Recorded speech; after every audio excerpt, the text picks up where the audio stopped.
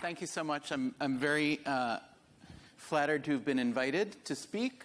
You know, economists have a view of the world which is very, very valuable, but also limiting.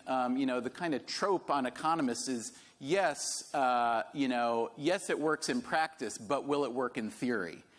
Which is, of course, exactly opposite how we all think, right? Because it's only the theory. The theory has to be perfectly, beautifully, elegantly, mathematically soundproof, foolproof, for it to have value in the academic economics community.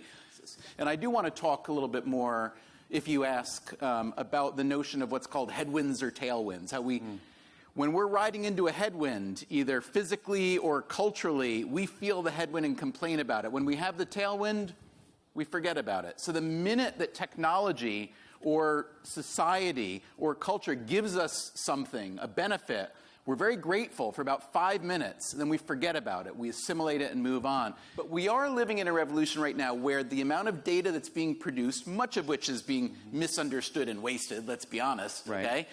But there is enough data now that if you have people who can ask the right questions of those data, we can start to understand these questions like, wait a minute, why don't we feel better about the things that we have, the gains that we've made? So if you're a scientist by training, that's what you do. You say, I have a question. Might be worth exploring, might not. Can I find an answer? Maybe, maybe not. Let's find out. That's what the scientific method is. That's what experimentation is. But governments don't like it.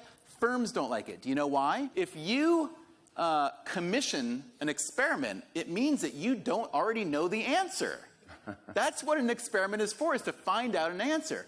And therefore, people in positions of leverage and power are very unkeen to experiment. The problem with the, whatever you want to call it, the extreme confidence in one's own political or other dogmatic views, we all know this now, and there's a lot of research bearing out that how polarized we get. But here's the scary part. The smarter you are, the more likely you are to hold an extreme position on whatever the issue is, nuclear power, guns. The smarter you are. Why? Because when you're smart, you've learned how to learn. When you're smart, you've had a lot of success, so you figure out that the next thing you do will be have a successful idea. When you're smart, you take in a lot of information, but we're very good at seeking out information that confirms our biases and very good at avoiding information that doesn't.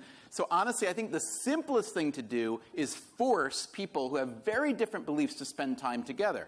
We don't do that very much. Stephen Dubner, thank you so much. Thank you. Terrific. So much. Thank you very much. Thank you.